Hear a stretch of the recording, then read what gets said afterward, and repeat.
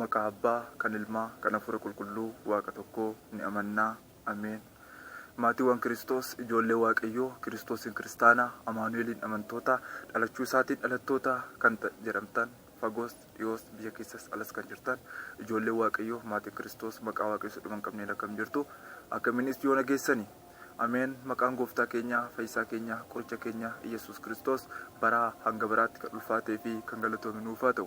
Kan isaa waamnee irra darbuu kan hin dandeenye haadha araaraa, haadha jaalalaa, kennaa fannoo jalaa, haadha keenya qulqulleettii dubaroo Maariyaam, haadha Waaqayyo, maqaan ishees baraa hanga biraatti kan ulfaatee fi kan galatoome nuuf haa ta'u. Akkuma sadarkaa Waaqayyo isaaniif kenneefitti toloota isaa, ergamoota isaa, wareegamtoota isaa hunda isaaniif maqaan isaanii baraa hanga biraatti kan ulfaatee fi kan galatoome nuuf haa ta'u. Egaa akka fedhaa fi eeyyama Waaqayyootti daqiiqaa xiqqoo keessatti mata duree gabaabaa tokko fudhannee sagalee Waaqayyoo waliin baranna. Laphee Liidiyaaf banee, anaafis siniifis banee kan ittiin fayyinu akka ta'u fedhaaf jaalala Waaqayyoon nuuf haa ta'u. Egaa barsiisaan Waaqayyoodha, gorsaan Waaqayyoodha, ani meeshaa isaati. Waaqayyo meeshaa isaatti fayyadamee saba isaa barsiifata. Waaqayyo meeshaa isaatti fayyadamee saba isaa gorfata. Waaqayyo meeshaa isaatti fayyadamee saba isaa daandii badiinsaarra gara daandii fayyinaatti deeffata. Waaqayyo nu wajjin haa ta'u. Egaa mata duree nuti har'a waliin barannu 1MOOTOtaa boqonnaa 2 lakkoofsa 2. Yaa mucaa koo nama ta'i. Waa'ee sagaleessaaf, waa'ee jechasaaf, maqaan Gooftaa keenya, Fayyisaa keenya, Qoricha keenya Iyesuus Kiristoos baraa hanga biraatti kan ulfaatee fi kan galatoome haa ta'u. Jechi kun jecha ulfaataadha. Jechi kun jecha fayyinaati. Jechi kun jecha sammuu namaa keessatti gaaffii adda addaa uumuudha. Yaa mucaa koo nama ta'i jedhe. Yaa mucaa koo nama ta'i jechuun san kun maalidha laata? Daawit Salamoon jecha kana kan dubbate Daawitidha. Kan inni jedhe Salamooniinidha. Yaa mucaa koo nama ta'ii jedhe. Maali kan ol jedhee deemu luka lama kan qabu akka namaatti nyaatee kan dhugu suni maali nama miti laata? Nama ta'uuf ulaagaa maaltu barbaachisa? Erga akka sedhee nama ta'uuf ulaagota hedduun jiraachuu isaanii nutti agarsiisa jechaadha. Nama ta'uuf wantoonni hedduun kan nu barbaachisan jiraachuu isaaniidha jechaadha. Nama ta'uuf wantoonni nu barbaachisan hedduun akka jiranii nutti agarsiisa jechuudha. Kanuma ka'umsa godhannee nama ta'uuf wantoota nu barbaachisan muraasa isaanii waliin ilaalla jechuudha.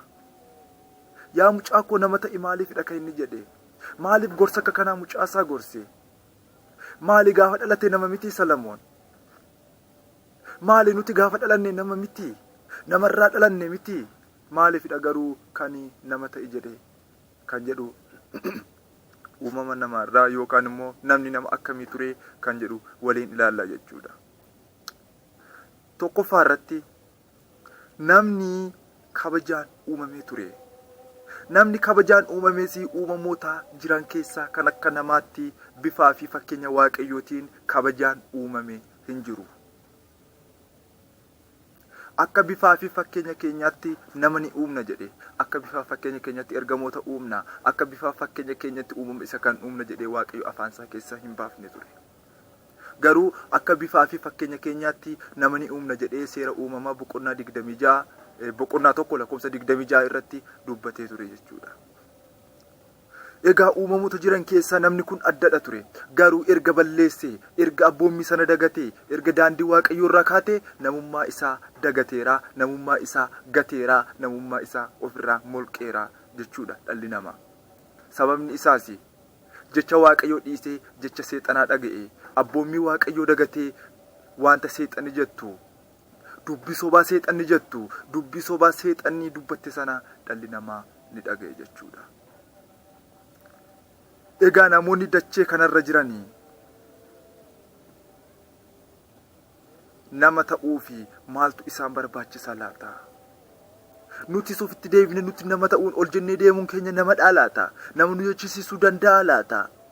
Akka namaatti nyaanne dhuguun keenya nama nu jechisiisuu danda'a laata? Kan jedhu macaafa qulqulluu keessaa baafnees akkasumas immoo wantoota nama nu taasisuu danda'an bal'inaan waliin ilaalla jechuudha. Egaa nama tokkoon nama jechuuf waan ol jedhee miilla lamaan adeemeef qofa osoo hin taane ulaagaa yookaan wantoonni nama isa taasisan hedduun jiraachuu isaanii nutti agarsiisa. Maal jechuun yaa mucaa koo nama ta'i inni jedhe mata dureen jedhu sun jechaadha. Kana duwwaa miti. Namni ol jedhee waan deemeef nama jennee waamuu dandeenyaayii inni jedhu ija fooniin eeyyee ni dandeenya.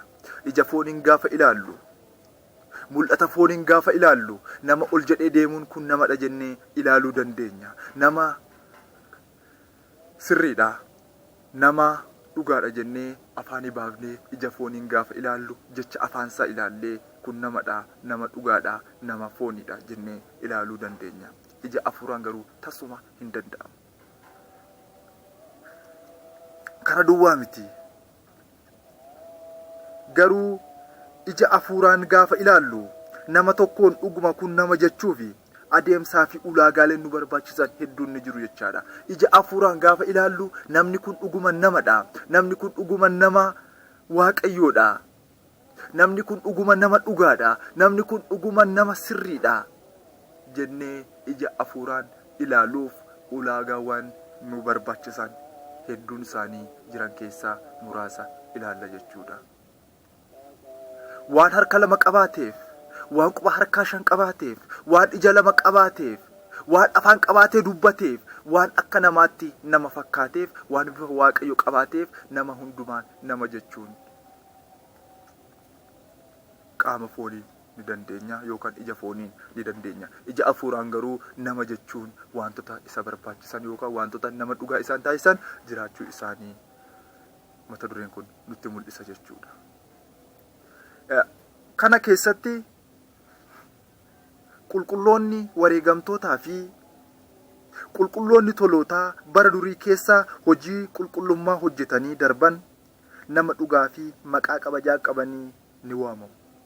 Bara durii keessatti qulqulloonni hojii waaqayyoo hojjetanii, qulqulloonni hojii qulqullummaa hojjetanii, waaqayyo irraa adda ba'anii, waaqayyo waliin jiraatan, waaqayyo waliin bu'an maqaa nama jennee maqaa qulqullummaa ittiin waamaman ni qabu, maqaa kabajaa ni qabu. Isaan nama dhugaa fi namoota kabajamoo jedhamanidha jechuudha. Kana duwwaa miti. Kan nama dhugaa isaaniin taasise adeemsaa fi hojii isaanii raawwataniinidha. Adeemsaa fi hojii isaan raawwataniinidha. Hanga har'aattis darbee hanga bara baraattis eebbifamaa, hojii isaaniifis kabajamaa, kennaa isaaniifis faarfatamaa ni jiraatu namoonni kuni.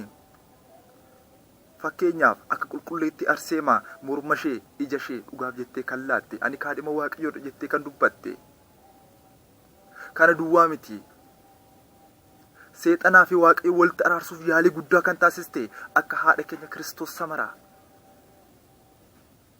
akka abbaa keenya Taklaa Hayimaanoot, akka abbaa keenya qulqulluu Giyoorgisii fi kanneen kana fakkaatan hojii qulqullummaa isaaniitiin bara baraan ni eebbifamu, bara baraan ni kabajamu, kennaa isaaniif bara baraan ni faarfamu jechuudha.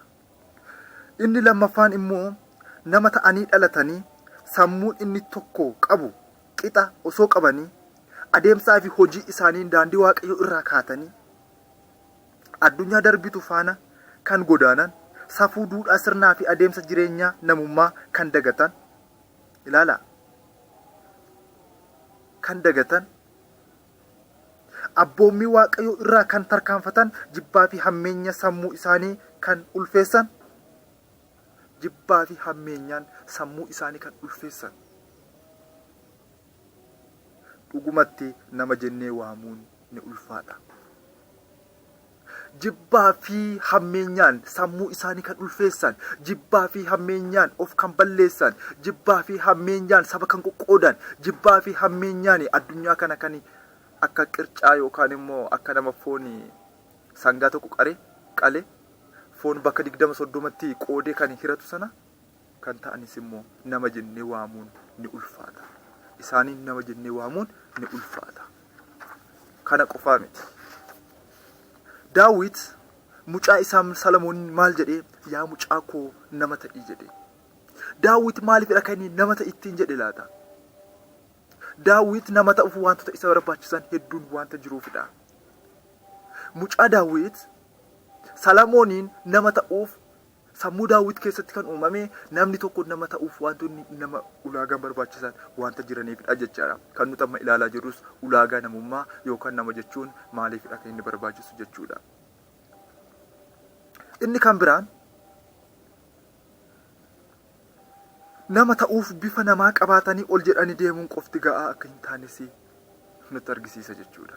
Nama ta'uuf bifa namaa qabaatanii deemuun qofti ga'aa akka hin taane macaafni qulqulluun yookaan immoo jechi afaan Daawit keessa ba'e kun nutti argisiisa jechuudha. Namni tokko nama jedhamuuf ulaagaa armaan gadiitu isa barbaachisa. Namni tokko nama jedhamuuf ulaagaa armaan gadiitu isa barbaachisa. Akkaataa fi adeemsi nama tokko ittiin safaramu firii hojii isaatiin. Akkaataa fi adeemsi nama tokko yookaan namni tokko ittiin safaramu ulaagaa sammuu, ulaagaa firii hojii isaatiinidha. Wantoonni nama tokkoon nama jechisiisan immoo akka armaan gadiitti ni ilaalla jechuudha. Tokkoffaa maaliif akka dhalatan beekuudha. Ani maaliifan dhaladhe? Ani maaliifidha gara addunyaa kanaatti kanan dhufe? Ani maaliifidha gara biyya lafaa kanatti kanan dhufe? Ani maaliifidha gara addunyaa callabbuuftu kanatti kanan dhufe? Ani maaliifidha gara addunyaa jibba malee nageenya hin labsine, jeequmsa malee tokkummaa kan hin labsine, diigumsa malee walitti dhufeenya kan hin labsine, wal dadhabuu malee wal danda'uu kan hin labsine kanatti ani maaliifan dhufenne beekuun dirqama keenyadha jechuudha. Lammaffaa irratti eenyuun akka uumamne beekuudha. Eenyutu nu uume? Akkamitti uumamne? Waaqni keenya eenyudha jennee beekuun dirqama namummaa keenyaadha jechuudha. Inni sadaffaan eenyuun akka amanan beekuudha. Ani eenyuunan amana? Biyyi lafaa gosa bakka 22,000 olitti wal cirteetu amantaa garaa garaatti kuftee kan isheen jirtu biyyi lafaa hedduun ni jirti jechuudha. Sammuu dhala namaa keessatti yaadni 22,000 ol uumameera. Amantaa tokko isheen turte suni amantaa bakka amantaa hedduutti dameetti baatee bakka amantaa hedduutti ciramteetti jechuudha. Arfaffaa irratti maalummaa kabaja sagadaa ulfina waaqummaa kan qulqullummaa fi kan kennaa beekuudha. Kabajni waaqummaa maalidha? Saganni waaqummaa maalidha? Faarfannaan waaqummaa maalidha? Kadhannaan waaqummaa maalidha jennee beekuun dirqama keenyadha. Saganni kennaa, kadhannaan kennaa, faarfannaan kennaa, ulfinni kennaa, kabaja qulqullootaaf kennamu sun immoo maalidha jennee beekuun dirqama kiristaanummaadha jechuudha. Nama ta'uuf kan nu barbaachisu ulaagaa jiran keessaa kana beekuun dirqama keenyadha jechuudha. Abboommii Waaqayyoo seeraan beekuu fi beekanis eeguun dirqama keenyadha jechuudha. Abboommii Waaqayyoo seeraan beekuun keenya dirqamadha. Erga seeraan beeknee booda immoo seerumaan eeguunis eegnees eegsisuun dirqama kiristaanummaa keenyaadha jechuudha. Dirqama namummaa keenyaadha jechuudha. Inni kan biraan wanta dubbatan dursa xiinxaluudha. Ani maalan dubbadha jennee beekuudha. Wanta dubbanne sanattis gaabbuu hin qabnu. Fakkeenyaaf wanta tokko dubbannee dudduubatti deebinee wanta gaabbuu irraa jalqaba maal dubbanne jennee wanta dubbanne san itti yaannee beekuun dirqama keenyadha jechuudha. Ani maalan dubbadhe? Ani maalidha kan afaan koo keessaa ba'e? Maalan baase jennee booda itti gaabbuu irraa jalqaba osoo hin baasin xiinxaluun bu'aa qabeessadha jechuudha. Maaliif? Wanta gaarii yoo dubbattes hedduun si deeggara, hedduun si morma, hedduun si mormu si deeggarus. Maaliif? Qaama sadii agarta jechuudha. Namni bakka sadiitti qoodamaa jechuudha. Fakkeenyaaf ani waa'ee amantaa tawaahidoo yeroon dubbadhu, waa'ee raajotaa sobduu biyya balleessaa jiranii gaafan dubbadhu, baay'een isaanii na mormu, baay'een isaanii na deeggaru, baay'een isaanii nan deeggaranis na mormanis zim jedhaniitu callisanii ilaalu jechuudha.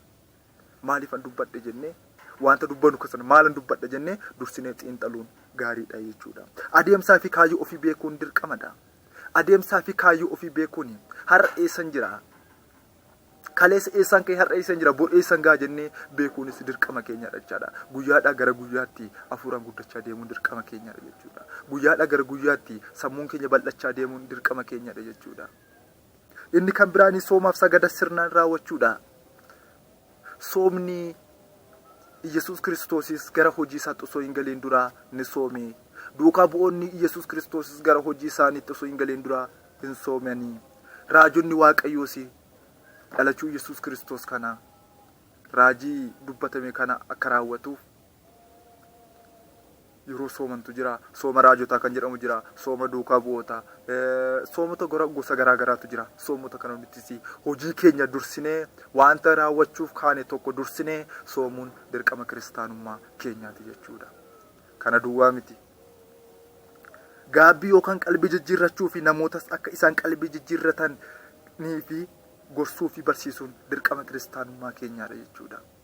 Namoonni gaabbii akka galan gochuun dursa ofii keenya gaabbii galuu qabna. Namoonni akka gaabbii galan barsiisuun dura ofii keenya gaabbii gallee wanta arganne sana ergatti amannee booda namoonni sunis akka gaabbii galanii foonii fi dhiiga Waaqayyoo akka isaan fudhatan gochuun dirqama keenya jechuudha. Inni 10affaani miidhaa foonii sodaa dhugaa irraa jallachuu dhiisuudha. Miidhaa foonii sodaa dhugaa irraa jallachuu dhiisuunis ulaagaa namummaa keessaa tokkodha. Foon borcicitee badaa, foon rirmatu nyaata. Dhugaaf garuu ni qal'atti malee hin cittu. Dhugaaf yoo hojjette, dhugaaf yoo dhamaate, dhugaaf yoo of wareegde kuni nama si jechisiisa jechuudha. Maqaa kabajaa sii kenna, gonfoo ulfinaa sii kenna, maqaa jireenyaa isa dhugaa keessa si galchu malee maqaa jireenya isa badii keessa galchu siin kennu jechuudha. Kanaafidha nama ta'uun dirqama kiristaanummaadha jechuudha. Fannoo mormatti baatteef nama jedhamuu hin dandeessu.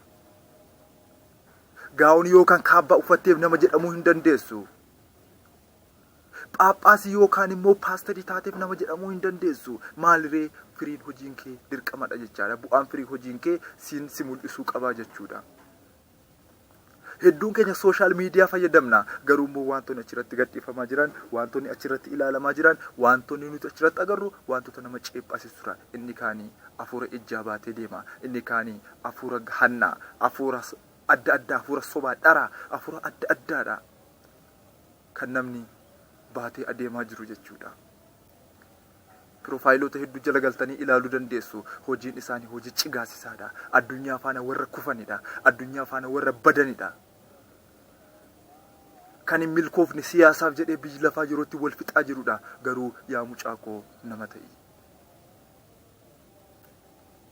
Biyyi lafaa si fayyaduutii koot deebi'ii nama ta'i. Biyyi lafaa si balleessaatii koottu deebi'ii nama ta'i. Si hin fayyadu waan ta'eefi, si balleessa waan ta'eefi biyyi lafaa ni darba.